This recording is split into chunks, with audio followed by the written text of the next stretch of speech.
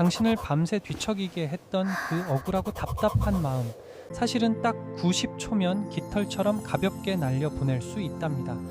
억지로 참거나 애써 잊으려 노력하지 않아도 말이죠.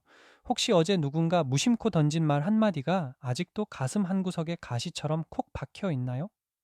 씻으러 들어간 욕실에서 문득 그때 이렇게 받아쳤어야 했는데 라며 애꿎은 샤워기만 노려보진 않으셨나요? 아니면 싫다는 말을 참아 못해서 원치 않는 부탁을 들어주고는 집에 돌아오는 버스 창가에 기대어 난 왜 이렇게 바보 같을까 하며 긴 한숨을 쉬었을지도 모르겠네요. 하지만 이제 안심하세요. 부디 스스로를 유리 멘탈이라며 몰아쓰지 않으셨으면 해요.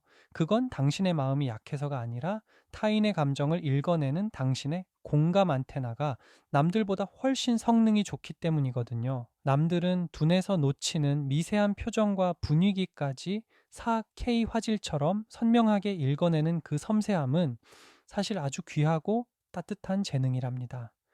다만 딱 한 가지 아쉬운 점은 그 뛰어난 성능 때문에 상대방이 툭 던진 감정의 먼지들까지 내 마음의 방 안으로 소중히 모셔온다는 것 뿐이에요. 오늘 저와 함께 그 먼지들을 현관 밖으로 아주 우아하게 털어내는 법을 익혀볼 거예요. 이 영상이 끝날 즈음엔 당신을 괴롭히던 그 소란스러운 소음들이 그저 창밖을 스치는 바람 소리처럼 내 삶에 아무런 영향도 주지 못하는 배경음악이 되어 있을 겁니다. 애쓰지 않아도 저절로 마음이 편안해지는 시간 지금부터 시작해 볼까요? 자, 이제 당신의 소중한 마음을 지키는 5가지 마음 처방전을 하나씩 꺼내 볼게요. 가장 효과가 좋고 당장 써먹을 수 있는 핵심 비법 5가지로 꽉 채워 담았습니다. 이 방법들은 마치 마음의 근육을 키우는 필라테스와 같아요. 처음엔 어색해도 자꾸 하다 보면 어느새 저절로 자세가 잡히게 될 거랍니다. 챕터 1. 감정의 유통기한은 딱 90초입니다. 많은 분이 화는 참으면 병이 된다고 생각해서 억지로 표출하거나 반대로 꾹꾹 눌러 담느라 애를 씁니다. 하지만 뇌과학자 질볼트 테일러 박사의 연구에 따르면 분노라는 감정이 우리 뇌에서 화학적으로 머무는 시간은 고작 90초에 불과하다고 해요. 우리가 90초 넘게 계속 화가 나는 건 그 불시에 생각이라는 부채질을 계속 해대기 때문이죠. 누군가 내 마음에 불을 질렀을 때 딱 90초만 멈춰 보세요. 마치 코끝이 찡한 와사비를 잘못 먹었을 때를 상상해 볼까요? 맵고 눈물 나지만 매워 하고 잠시 기다리면 곧 코가 뻥 뚫리며 사라지잖아요. 분노도 똑같아요. 욱하는 마음이 들 때 마음속으로 천천히 숫자를 세며 깊은 호흡을 3번만 해보세요. 거센 파도가 지나가듯 그 뜨거운 화학 물질이 뇌에서 씻겨 내려가는 걸 느낄 수 있을 겁니다. 챕터 2. 상대방은 지금 고장난 토스트기입니다. 혹시 내가 뭘 잘못해서 저 사람이 화를 낼까? 라며 자책하고 계신가요? 사실은 그렇지 않답니다. 심리학에서는 이를 투사 프로젝션라고 하는데요. 상대방의 화는 당신 때문이 아니라 그 사람 마음속에 해결되지 않은 문제가 밖으로 튀어나온 것일 확률이 매우 높아요. 이렇게 한번 상상해 보세요. 당신 앞에 토스트기가 하나 있습니다. 그런데 이 기계가 고장이 나서 아무 빵이나 넣기만 하면 새카맣게 태워서 뱉어내는 거예요. 이때 당신은 내 빵이 문제인가? 라고 생각하나요? 아니죠. 아, 이 기계가 고장 났구나 라고 생각하죠. 상사가 이유 없이 짜증을 낸다면 나를 탓하지 말고 이렇게 생각하세요. 저분 마음의 토스트기가 지금 과열됐구나. 빵을 태우는 건 내 탓이 아니라 기계 탓이지. 그러면 상처받는 대신 오히려 그 사람을 짠하게 바라보는 여유가 생길 거예요. 챕터 3. 원치 않는 선물은 반송하세요. 우리는 종종 상대방이 던진 무례한 말을 넙죽 받아들고는 이걸 어디다 두지? 하며 고민합니다. 하지만 잊지 마세요. 누군가 당신에게 선물을 줬는데 당신이 받지 않으면 그 선물은 누구의 것일까요? 맞습니다. 다시 준 사람의 손에 남게 되죠. 석가모니도 비슷한 말씀을 하셨어요. 누군가 욕설을 퍼부어도 내가 반응하지 않으면 그 욕설은 고스란히 그 사람의 입에 남게 된다고요. 상대가 비꼬거나 무례한 말을 할 때 굳이 멋진 말로 받아치려 애쓰지 마세요. 그저 무표정하게 혹은 살짝 고개를 갸웃하며 그렇게 생각하시는군요. 라고 짧게 말해보세요. 이건 마음의 문을 닫고 반송이요. 라고 말하는 것과 같아요. 택배 기사님이 물건을 다시 가져가듯 그 부정적인 감정은 상대방에게 돌아가게 됩니다.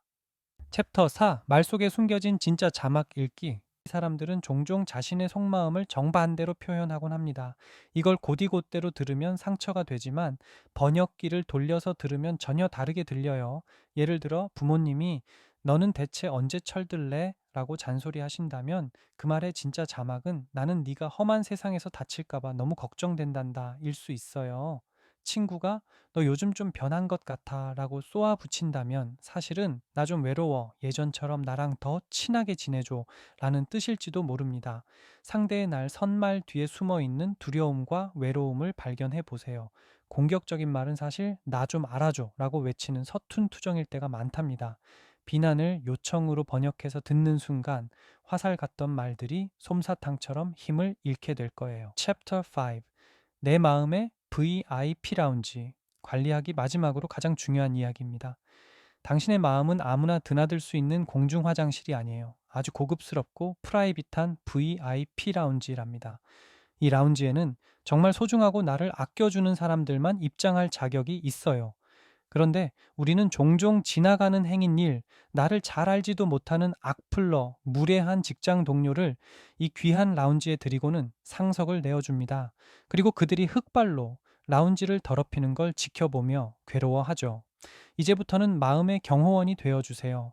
나를 비난하는 사람, 에너지를 뺏는 사람은 라운지 밖 일반 대기실에 두시면 됩니다. 당신은 여기까지입니다. 라고 선을 긋는 건 냉정한 게 아니라 소중한 나를 지키는 아주 건강한 태도랍니다. 오늘 밤엔 내 마음의 VIP 명단을 다시 작성해 보는 건 어떨까요?